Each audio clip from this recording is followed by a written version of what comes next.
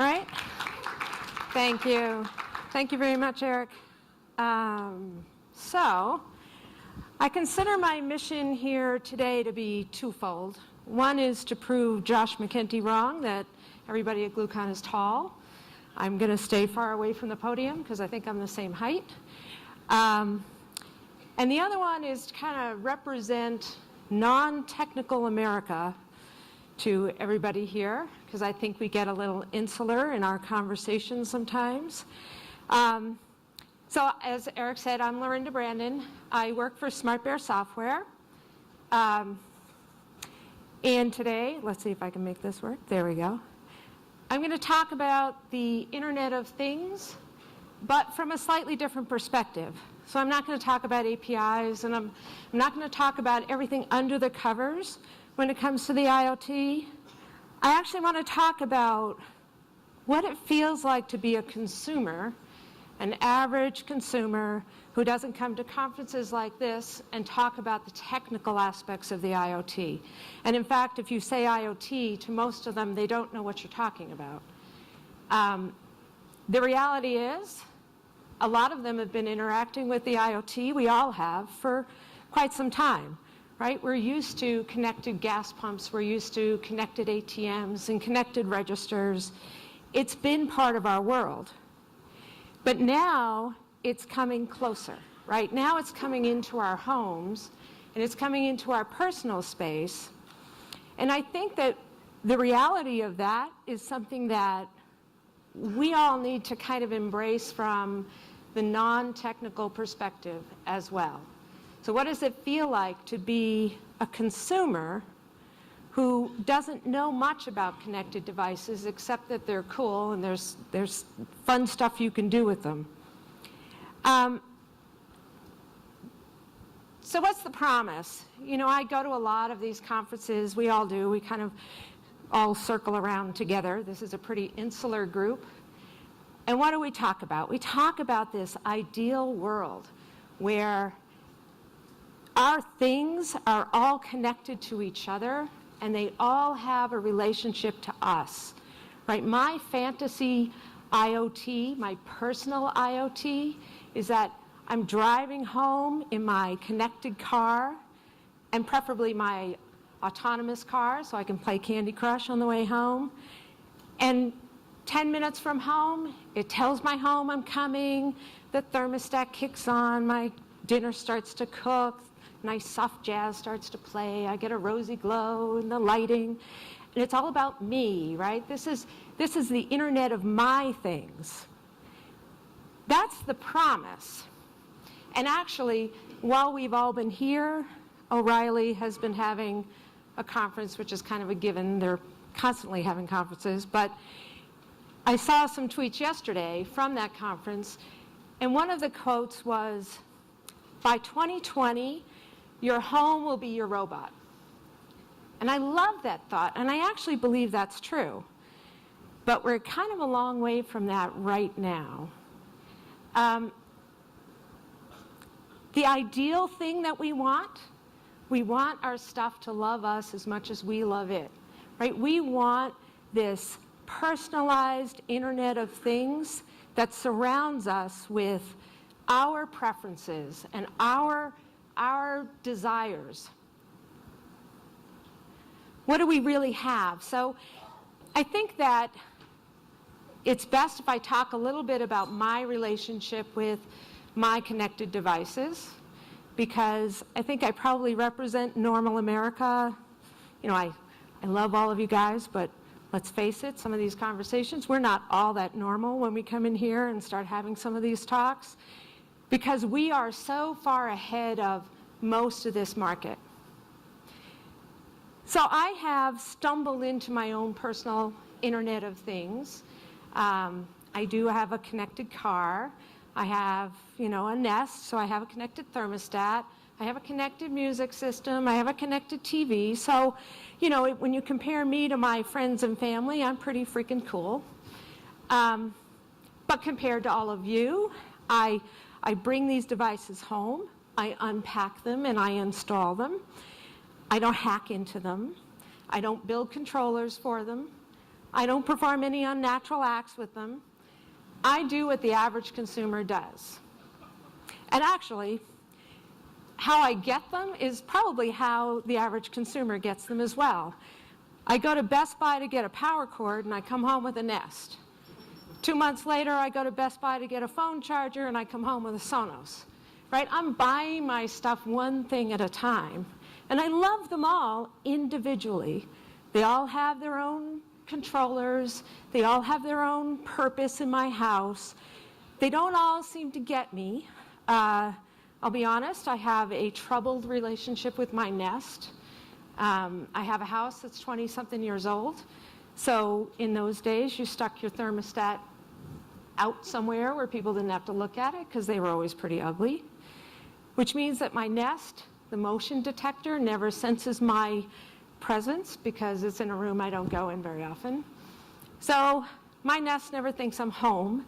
And so I have a little bit of a tension with my Nest because I'm constantly having to say, hey, I'm here, and I'm getting cold. I have a similar problem with the Sonos. So the Sonos, I love it to death. But it really only understands one person at a time. You can only have one Pandora connection to it. You can only have one Spotify. So it's one of those negotiations, again, when you live in a household full of people, you know, whose playlist wins out. But in general, I love all of these things individually. What's my big problem with them? My connected things are very disconnected. They don't know about each other at all. I can't see them on my network. I can't really see much about them other than what they show me. And they definitely don't talk to each other. So how am I going to get to this promised world that we've been describing if they don't know about each other? And the other problem I have with them is I don't really trust the things I've put in my house. Because the reality is I don't really know what data they're collecting. I know that they're connected to their own clouds, to their own manufacturers' data stores. I know what they show me on the dashboards, but I don't actually know how much data they're collecting. I don't know where they're storing it. And more importantly, I don't actually know my legal rights to that data. Who owns that data? Is that me? Is that them? Is it even clear in our own legal constructs who owns that data yet? I think we're learning some hard lessons in the legal side right now, certainly on the API side. And I think we still have a lot to learn on the data side for the Internet of Things, especially as we're bringing the Internet of Things into our own homes. The other thing that I worry about, and this is where I differ from the average consumer, I spend a lot of time at conferences. I actually spend a lot of time at a variety of conferences. So I go to developer conferences, and I go to tester conferences, and I go to operations conferences. And I find it really odd that there isn't more mingling because the agenda is always the same. And so I recently, actually it was pretty soon after defrag, I went to a testing conference where there was all track on the IoT. And when you talk to developers about the IoT, it's all about the possibilities. We're all breathless and excited, and we can't wait to create more things and innovate in new ways. And when you go to testing conferences, they kind of look like that. Like, oh my God, I haven't even really figured out how to test mobile, and now you're adding more devices, right? So it's a tricky world. It's a complicated system to test, and we haven't even really built them the right framework. So how do we get to where we want to be? How do I get to that panacea where I come home and there's just a fanfare because I've arrived and my house is glad to see me and my car has signaled my house that I'm there, I'm coming home? How do we get there?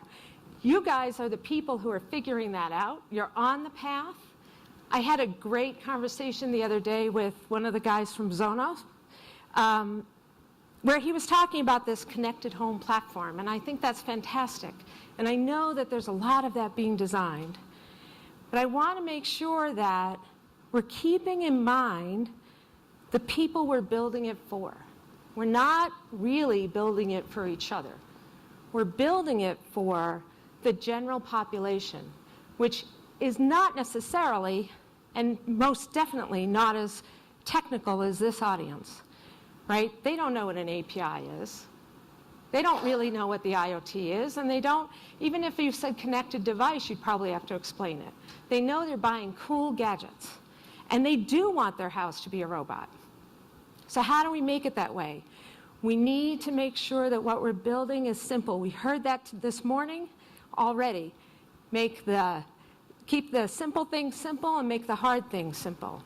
So let's make sure that the devices we're building are discoverable by each other, that if we're building connected home platforms, every time you hook a device into it, it can discover that.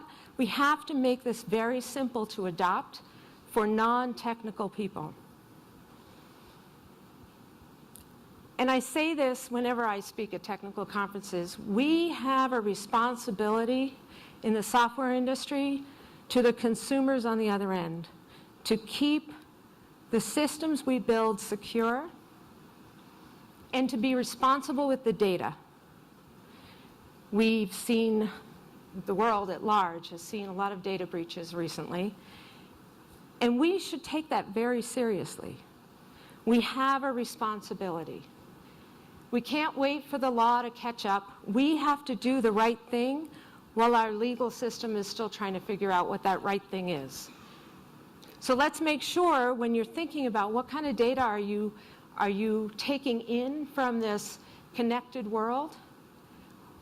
Do you really need that data? What are you doing with that data? Who owns that data? How are you storing it? How are you exposing it? How are you getting approval from the consumers to even have it? And please make it testable. So when you go back to your offices, look to your left, look to your right, wherever your testers are sitting, and say, how can I help you? How can I make this better and easier for you? Because if we make it testable, we solve a lot of the other problems. We find out where the security issues are. We find out where the usability issues are. It's important that we take the time when we're building this new world, because there's a lot of responsibility on our shoulders as we do this. Speed to market is not as important as the integrity of the product. You don't have to beat that guy to market and have a product that is not serving your population. So I hope that that has given a little bit of a different viewpoint to the IoT. I know a lot of you are right now saying, oh, I've got a platform. I really have to show her this thing I've designed so she can connect all her stuff up together. And I encourage you to do that. I would love to see what you're building. I would love to talk about what you're designing. You can find me at the SmartBear booth or at the sessions, but I think this has to be an ongoing conversation. Thank you.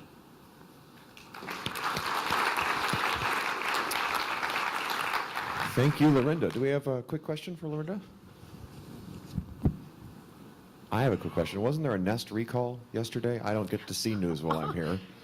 Awesome. That's great to hear. Like of course, I've been at your 440 sessions. I don't know anything about it. Yeah, I know. Was there? Am I wrong? I thought I saw smoke alarms. Oh. Well, yeah. you don't need to I test didn't go there. smoke alarms. It's not like they're important.